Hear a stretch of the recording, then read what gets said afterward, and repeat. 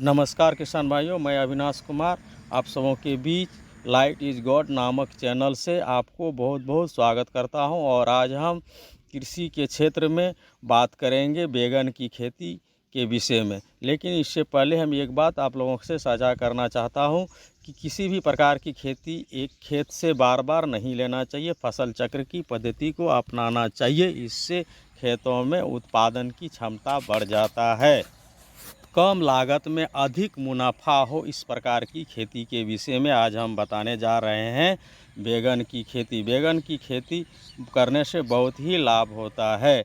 बैगन का डिमांड हमेशा मार्केट में बना हुआ रहता है, क्योंकि इसका सब्जी बहुत ही रसदार और मज़ेदार होते हैं। इसका भजिया सबको पसंद होता है, इसका भरता भी सबको पसंद होता है, इसलिए बैगन का डिमांड मार्केट में बना हुआ रहता है।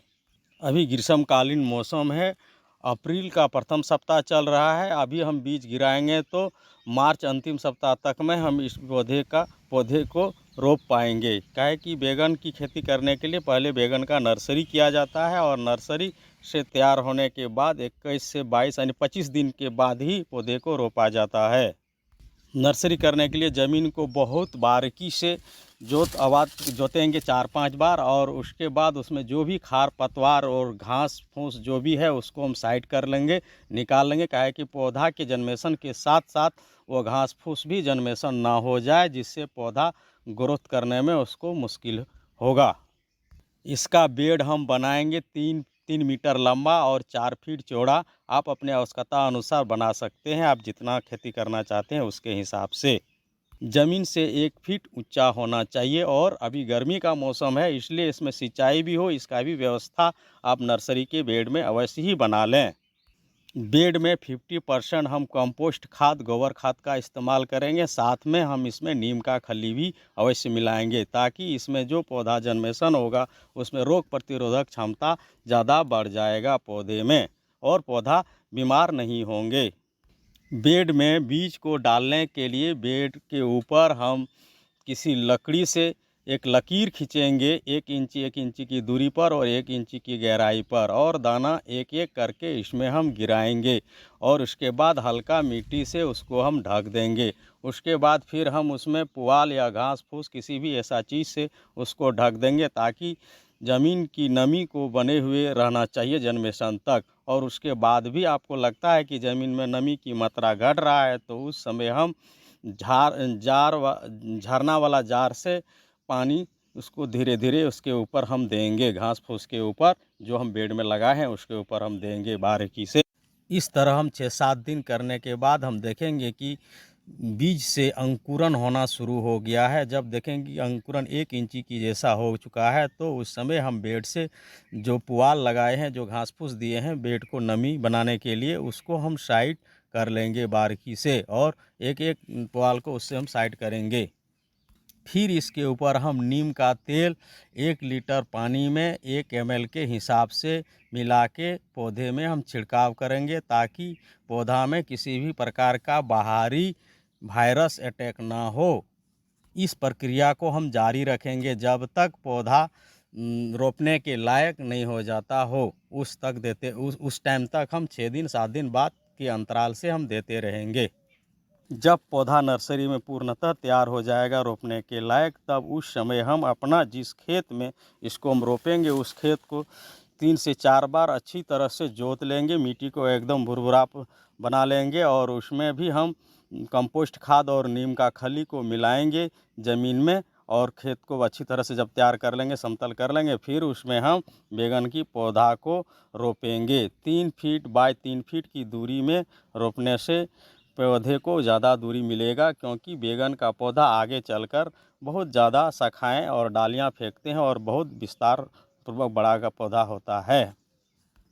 इसमें भी टाइम टू टाइम हम नीम का तेल और 1 लीटर पानी में यहाँ थोड़ा ml बढ़ा देंगे, 2 ml करके 1 लीटर पानी में मिला के पूरे पौधे में हम छिड़काव करेंगे, जिससे पौधा में किसी भी प्रकार का बाहरी कीटाणु अटैक नहीं होगा और पौधा स्वस्थ रहेंगे। इस तरह करने से 50 से 60 दिन बाद पौधे में फल आना शुरू हो जाएगा।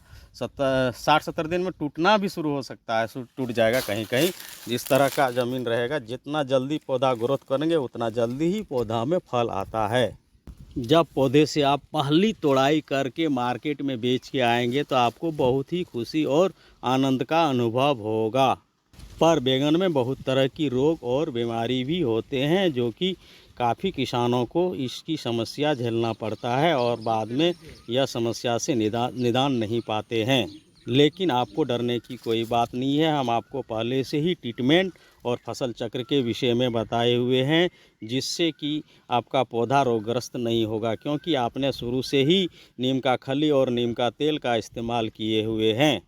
इसके बाद भी यदि आपके पौधे में बीमारी दिखाई दे, तना छेदक कीड़ा नज़र आए, तो इससे डरने की बात नहीं है। या और भी पौधे में शाखाएं बढ़ने के लिए, डालियां बढ़ने के लिए लाभदायक सिद्ध होता है। पर इसको आप पौधे से तोड़ के, जहाँ से कीड़े ने पौधे को काट दिया है नई कली में, उसके थोड़ा आगे से तोड़ के खेत से बाहर फेंकना चाहिए, ना कि खेत में। बाहर फेंकने से ही ठीक रहेगा, क्योंकि वह यदि आप खेत में ही गिरा देते हैं तो फिर वहाँ से कीड़ा उत्पन्न होंगे और पौधे में लग जाएंगे।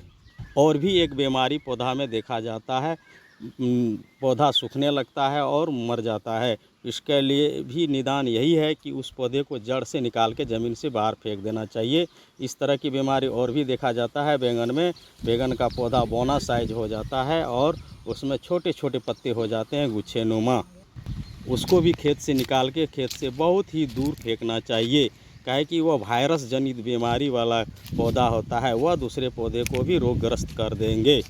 और एक बीमारी बैंगन की खेतों में देखा जाता है, जैसे कि आप देखेंगे कि बैंगन का पौधा को जड़ से आप उखाड़िएगा तो उसमें जड़ के बगल में आपको गंठल बना हुआ दिखाई देगा और पौधा वहाँ से सड़ने लगता है ऊपर और पौधा ग्रोथ नहीं करता है। उस पौधे को भी खेत से बाहर निकाल फेंकें तो आपको लाभ होगा।